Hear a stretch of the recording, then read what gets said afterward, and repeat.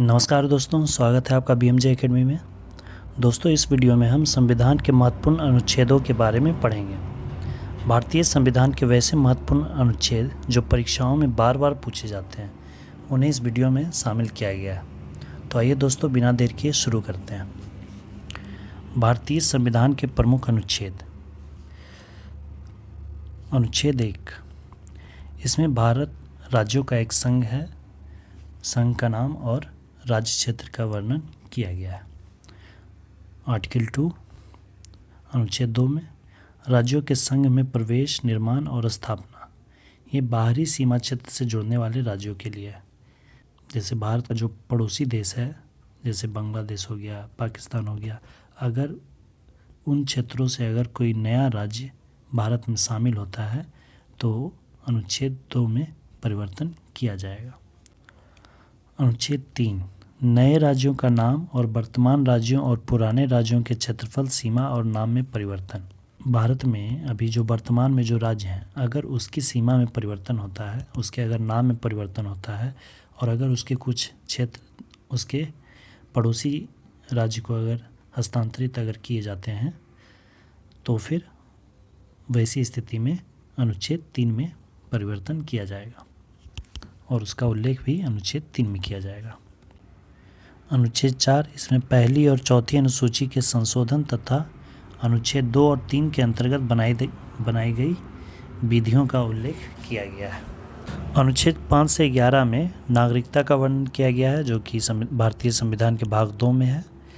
इस पर एक अलग वीडियो आपको दी जाएगी। अनुच्छेद 12 से 35 में मौलिक अधिकार का वर्णन किया गया है, जो कि संविधान के भाग 3 में है।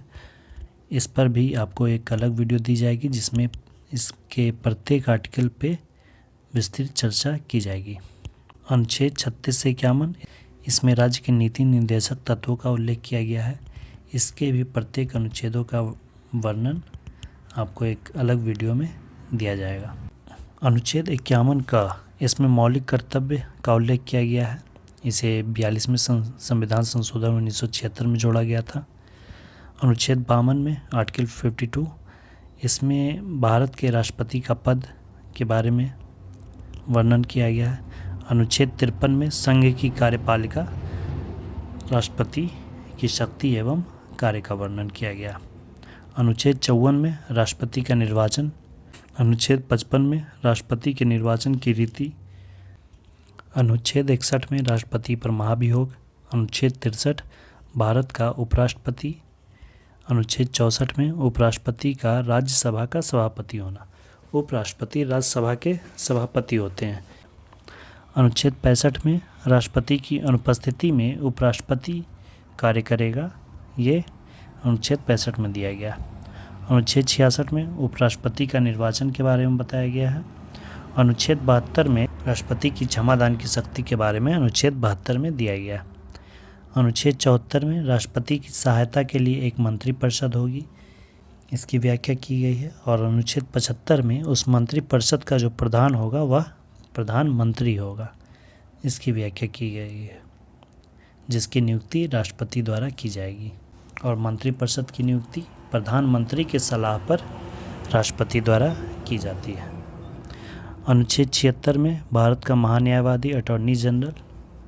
अनुच्छेद 79 में संसद का गठन। संसद के क्या क्या अंग होते हैं? राज्यसभा, लोकसभा और राष्ट्रपति।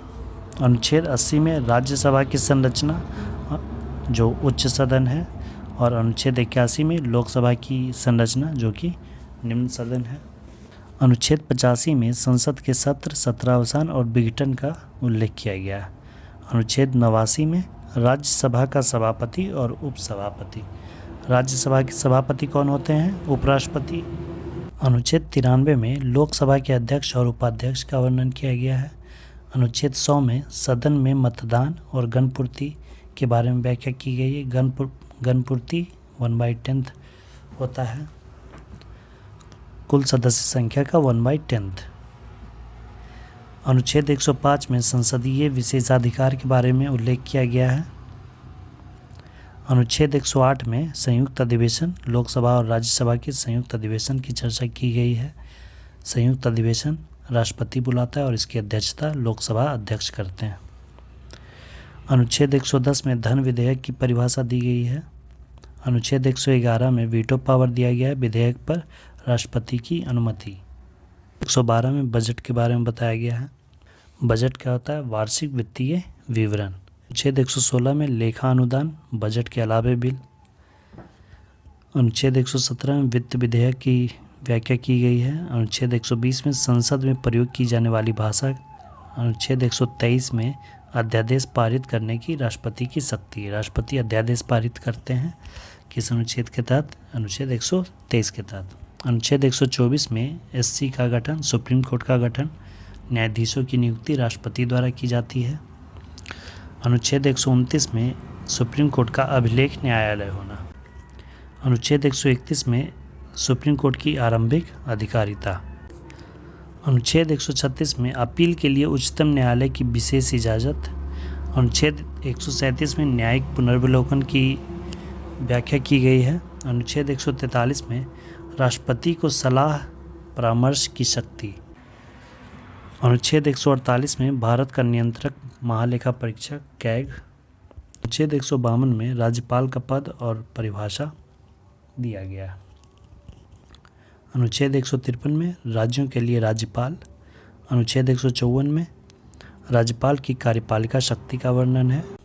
अनुच्छेद 155 में राज्यपाल की नियुक्ति राष्ट्रपति द्वारा की जाएगी। अनुच्छेद 161 में राज्यपाल द्वारा क्षमादान की शक्ति। अनुच्छेद 163 में राज्यपाल की सहायता के लिए मंत्रिपरिषद। अनुच्छेद 164 में राज्य मंत्रिपरिषद के प्रधान मुख्यमंत्री होंगे। अनुच्छेद 165 में राज्य के लिए महाधिवक्ता। जो कार्य महान्यायवादी केंद्र सरकार के लिए करती है वही कार्य महाधिवक्ता राज्य सरकार के लिए करती है। राज्य सरकार पे अगर कोई केस कर दे तो उसके वकील महाधिवक्ता ही होते हैं। राज्य सरकार के वकील महाधिवक्ता होते हैं। उसी तरह से अगर केंद्र सरकार पे कोई केस किया जाए तो फिर केंद्र सरकार के वकील महान्यायवादी होते हैं। अनुच्छेद 167 में राज्यपाल के प्रति मुख्यमंत्री के कर्तव्य और शक्ति का वर्णन किया गया है। अनुच्छेद 168 में राज्य के विधान मंडल का गठन। अनुच्छेद 169 में विधान परिषद का गठन। अनुच्छेद 170 में विधानसभा की संरचना और अनुच्छेद 171 में विधान परिषद की संरचना। 79 में संसद के बारे में था, 80 में राज्यसभा के बारे में और 81 में लोकसभा के बारे में। यहाँ 168 में विधानमंडल के बारे में, 169 में विधान परिषद का गठन और 170 में विधान सभा का गठन। अनुच्छेद 174 में विधानमंडल के सत्र सत्रावसान और विघटन। अनुच्छेद 178 में विधानसभा के अध्यक्ष और उपाध्यक्ष। अनुच्छेद 182 में विधान परिषद का सभापति और उपसभापति का उल्लेख। अनुच्छेद 189 में सदनों में मतदान और गणपूर्ति। यहाँ भी गणपूर्ति के लिए 1/10 सदस्य होने चाहिए। कुल सदस्य संख्या का 1/10। अनुच्छेद 199 में राज्य धन विधेयक की परिभाषा। अनुच्छेद 200 में विधेयकों पर राज्यपाल की अनुमति। अनुच्छेद 202 में राज्य सरकार का बजट, वार्षिक वित्तीय विवरण। अनुच्छेद 207 में राज्य के लिए वित्त विधेयक। अनुच्छेद 210 में विधानमंडल में प्रयोग की जाने वाली भाषा। अनुच्छेद 213 में राज्यपाल की अध्यादेश पारित करने की शक्ति। राष्ट्रपति अध्यादेश पारित करते हैं 1, 2, 3। अनुच्छेद 123 और राज्यपाल बस इसे इंटरचेंज कर देना है 2, 1, 3। अनुच्छेद 214 में राज्यों के लिए उच्च न्यायालय, हाई कोर्ट्स। अनुच्छेद 215 हाई कोर्ट का अभिलेख न्यायालय होना अपने अधीनस्थ न्यायालयों के लिए। अनुच्छेद 216 में हाई कोर्ट का गठन। अनुच्छेद 231 में 2 या अधिक राज्यों के लिए एक ही हाई कोर्ट का गठन। अनुच्छेद 233 में जिला न्यायाधीशों की नियुक्ति। अनुच्छेद 238 में राज्यों का समूह था जो कि भारतीय संविधान के भाग 7 में था, जिसे 7वें संविधान संशोधन 1956 में निरस्त कर दिया गया था। अनुच्छेद 241 में है संघ राज्य क्षेत्रों के लिए उच्च न्यायालय। यहाँ पर एक इम्पोर्टेंट अनुच्छेद 243 है जो कि पंचायती राज व्यवस्था के लिए है। इस पर भी एक अलग वीडियो आपको दी जाएगी। अनुच्छेद 244 अनुसूचित जाति और जनजाति क्षेत्रों का प्रशासन के बारे में इसमें दिया गया है। अनुच्छेद 249 में राज्य सूची के विषय पर संसद को कानून बनाने की शक्ति के बारे में दिया गया है, जो कि अगर राष्ट्र हित में हो, अगर विशेष परिस्थिति हो ऐसा कि राष्ट्र हित में राज्य सूची के विषय पर भी संसद कानून बना सकता है, लेकिन यह 1 वर्ष के लिए ही प्रभावी होगा। हालांकि इसे बाद में फिर बढ़ाया जा सकता है। अनुच्छेद 257 में कुछ दशाओं में विषम परिस्थितियों में राज्यों पर संघ का नियंत्रण। अनुच्छेद 258 में कुछ दशाओं में राज्यों को शक्ति प्रदान करने की संघ की शक्ति। अनुच्छेद 262 में अंतर्राज्यीय नदी जल विवाद। अनुच्छेद 263 अंतर्राज्यीय परिषद का गठन। अनुच्छेद 266 में भारत और राज्यों की संचित निधि और लोक लेखा। अनुच्छेद 267 में आकस्मिक निधि का वर्णन किया गया है। अनुच्छेद 280 में वित्त आयोग के बारे में बताया गया है। अनुच्छेद 281 में वित्त संबंधी उपबंध हैं। अनुच्छेद 282 में संघ या राज्य द्वारा अपने राजस्व से किए जाने वाले व्यय का वर्णन किया गया है। अनुच्छेद 292 में भारत सरकार द्वारा उधार। अनुच्छेद 293 में राज्य सरकार द्वारा उधार लेना। अनुच्छेद 300 क में ये विधि के प्राधिकार के बिना व्यक्तियों को संपत्ति से वंचित न किया जाना। यह संपत्ति के अधिकार का वर्णन इसमें किया गया है। संपत्ति का अधिकार पहले मौलिक अधिकार में था, लेकिन इसे बाद में एक कानूनी अधिकार बना दिया गया। अनुच्छेद 301 में भारतीय राज्य क्षेत्र के भीतर व्यापार, वाणिज्य और समागम की स्वतंत्रता का वर्णन किया गया है। अनुच्छेद 309 में संघ या राज्य की सेवा में व्यक्तियों की भर्ती और सेवा शर्तों तथा उनके वेतन, इस सब के बारे में वर्णन किया गया है। अनुच्छेद 312 में अखिल भारतीय सेवा जैसे IAS, IPS, IFS इत्यादि इन सर्विसों के बारे में इसमें व्याख्या की गई है। अनुच्छेद 315 में संघ और राज्यों के लिए लोक सेवा आयोग का गठन के बारे में चर्चा किया गया है। अनुच्छेद 317 में लोक सेवा आयोग के किसी सदस्य का हटाया जाना या निलंबित किया जाना, उससे संबंधित प्रावधान इसमें दिए गए हैं। अनुच्छेद 324 में निर्वाचनों के लिए निर्वाचन आयोग, चुनाव के लिए निर्वाचन आयोग का गठन 324 में दिया गया है। अनुच्छेद 326 में लोकसभा और विधानसभा के लिए निर्वाचन वयस्क मताधिकार के आधार पर किया जाएगा। ये चर्चा उसमें, ये व्याख्या उसमें की गई है। अनुच्छेद 330 में लोकसभा में SC और ST के लिए सीटों का आरक्षण के बारे में इसमें दिया गया है। अनुच्छेद 331 में लोकसभा में आंग्ल भारतीयों एंग्लो इंडियंस के लिए 2 सीटों का आरक्षण की व्याख्या की गई है, लेकिन इसे 104वें संविधान संशोधन 2019 के द्वारा इसे निष्प्रभावी कर दिया गया है। इसे भी और अनुच्छेद 333 को भी, विधानसभा में भी आंग्ल भारतीयों के लिए जो आरक्षण था उसे भी निरस्त कर दिया गया है। ये 25 जनवरी 2020 से लागू कर दिया गया है, लेकिन उससे पहले जो चुने जा चुके हैं वो रहेंगे अगले चुनाव होने तक। अगले चुनाव में ये व्यवस्था खत्म कर दी जाएगी। अनुच्छेद 332 में विधानसभा में SC और ST के लिए आरक्षण और अनुच्छेद 333 में विधानसभा में आंग्ल भारतीय के लिए आरक्षण, इसे भी निरस्त कर दिया गया है। अनुच्छेद 334 में 70 वर्ष पश्चात सीटों के आरक्षण की समाप्ति। ये जो सीटों का जो आरक्षण ये बताया गया है ऊपर के 4 अनुच्छेद में, इसके लिए 70 वर्ष के पश्चात इस आरक्षण की समाप्ति हो जाएगी, ये इसमें वर्णन था। लेकिन 104 में संविधान संशोधन द्वारा इस अवधि को 10 वर्ष के लिए और बढ़ा दिया गया। अनुच्छेद 335 में सेवाओं और पदों के लिए SC और ST के दावे। अनुच्छेद 338 में राष्ट्रीय अनुसूचित जाति।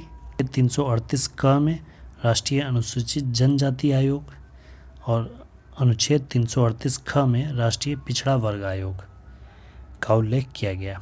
अनुच्छेद 340 में पिछड़ा वर्ग की दशाओं के अन्वेषण के लिए एक आयोग गठित करने का उल्लेख किया गया। अनुच्छेद 341 में अनुसूचित जातियों के बारे में है। अनुच्छेद 342 में अनुसूचित जनजातियों के बारे में है। अनुच्छेद 343 में संघ की राजभाषा के बारे में है जो कि हिंदी है, जिसकी लिपि देवनागरी है। अनुच्छेद 352 में राष्ट्रीय आपात की चर्चा की गई है। अनुच्छेद 356 राज्यों में संवैधानिक तंत्र की विफलता के कारण राष्ट्रपति शासन। अनुच्छेद 360 में वित्तीय आपात का वर्णन किया गया है। अनुच्छेद 368 में संविधान संशोधन की व्याख्या की गई है। अनुच्छेद 370 इसमें जम्मू कश्मीर राज्य के संबंध में कुछ विशेष अस्थायी उपबंध थे, जिसे कि 2019 में राष्ट्रपति के आदेश, संविधान आदेश जो कि जम्मू कश्मीर पर लागू होते थे, तो संविधान आदेश 2019 द्वारा यह विशेष दर्जा जो था उसे समाप्त कर दिया गया और जो भारतीय संविधान है उसी को इस क्षेत्र में भी लागू कर दिया गया। और जम्मू कश्मीर जो एक राज्य था उसे 2 भागों में बांटकर, जम्मू कश्मीर और लद्दाख 2 भाग में बांटकर उसे केंद्र शासित प्रदेश बना दिया गया। तो ये थे दोस्तों भारतीय संविधान के प्रमुख अनुच्छेद जो कि परीक्षा की दृष्टि से बहुत महत्वपूर्ण है। दोस्तों, नागरिकता, मौलिक अधिकार और राज्य के नीति निर्देशक तत्वों के साथ साथ संघ सरकार, राज्य सरकार और फिर पंचायती राज व्यवस्था, इन सब पर आपको एक अलग अलग वीडियो दी जाएगी। ये आर्टिकल्स अत्यंत महत्वपूर्ण है, इसलिए इनके लिए अलग से वीडियो बनाया जाएगा जो कि आपको जल्द ही चैनल के प्लेलिस्ट में मिल जाएगा। दोस्तों, वीडियो कैसी लगी अपना फीडबैक ज़रूर दें और चैनल पे पहली बार आए हैं तो प्लीज़ सब्सक्राइब करके नोटिफिकेशन बेल ऑन कर दें ताकि सभी नए वीडियोज़ के नोटिफिकेशन आपको मिल जाएं। धन्यवाद दोस्तों, जय हिंद।